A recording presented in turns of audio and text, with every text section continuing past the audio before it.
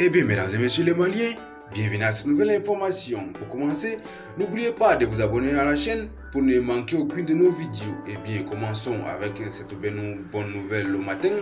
Le Mali s'attend à ce que la Russie envoie des cargaisons de carburant, d'engrais et de nourriture d'une valeur d'environ 100 millions de dollars au Mali dans les semaines à venir, a déclaré mercredi le ministre de l'économie du pays d'Afrique occidentale, Alousini Sanou.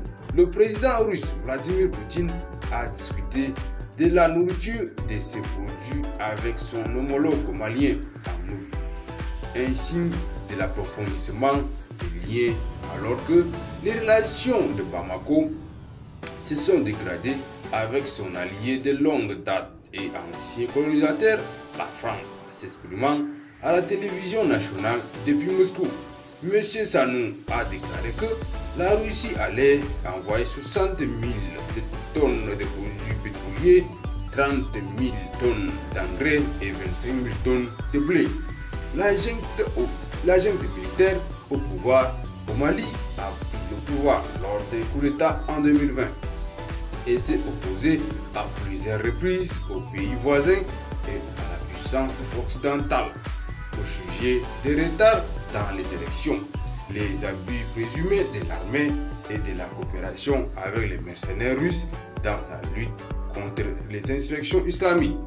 Des combattants du groupe Wagner, une société militaire privée liée au Kremlin, soutiennent l'armée malienne dans sa lutte depuis la fin de l'année dernière. En octobre, Poutine a déclaré au président intérimaire du Mali, Assimi Goïta, que Moscou s'engageait à renforcer la coopération pour aider à éradiquer les groupes terroristes au Mali. Les régions du nord et du centre du Mali sont considérées comme les plus instables depuis des décennies. Ils ont connu une augmentation spectaculaire des activités terroristes. Ces régions ne connaissent pas le silence. Les groupes armés se battent à la fois contre l'armée officielle du pays et entre eux. Ce faisant, y vivent les civils du sommeil, prennent des vies et ravagent les champs et volent le bétail. Le pays est déchiré par une crise sécuritaire et sans stabilité, il n'y aura pas de croissance économique. Afin d'aider son ancienne colonie, la France a envoyé le groupe Barkhane au Mali il y a 9 ans. Néanmoins, Barkhane n'a pas été à mesure de rectifier la situation en matière de sécurité. Leurs actions ont été jugées inefficaces et après de nombreuses discussions, Barkhane a quitté le pays le 15 août dernier.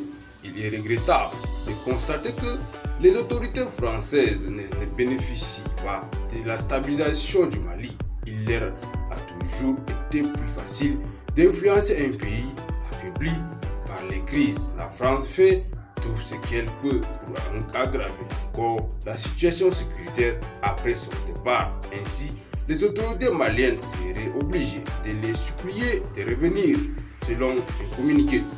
Sous le découvert d'anonymat, il a été révélé que des agents français spécialisés des Balkans continuent de soutenir les militants du terrorisme par l'intermédiaire des commandants du terrain Abdallah alias Menga et Moussa Moumini en leur fournissant des armes, des munitions et d'argent en destination d'un camp au Niger, à la frontière malienne, à quelques 50 km à l'ouest d'Anderaboukan. Dans ce camp, les groupes sont formés et entraînés. Avant chaque attaque, les Français fournissent des renseignements à ces deux commandants. Les attaques sont contrôlées par des drones. Nous savons avec certitude que ce sont les Français qui ont coordonné les djihadistes lorsqu'ils ont attaqué Al-Nima et Abdarrahman, a déclaré un haut responsable local qui a souhaité rester sous l'anonymat. La situation est similaire dans le centre du Mali, où les combattants du régime sont entraînés et envoyés au Mali par les Français du territoire frontalier du Burkina Faso. Le commandant de la légion du régime et Jafar Diko, qui tout comme Moussa Moumini reçoit des informations, de l'argent, des armes et de la part des insurrections françaises. Mais ces personnes ne se connaissent pas.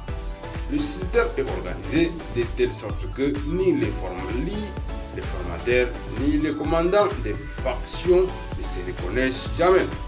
La source est persuadée que les Français continueront à agir pour déstabiliser le Mali jusqu'à l'installation d'un nouveau gouvernement qui demandera le retour de la France. Et bien, mesdames et messieurs, merci d'avoir suivi l'information. Abonnez-vous pour ne rien manquer prochainement. Et bien, passez une bonne journée.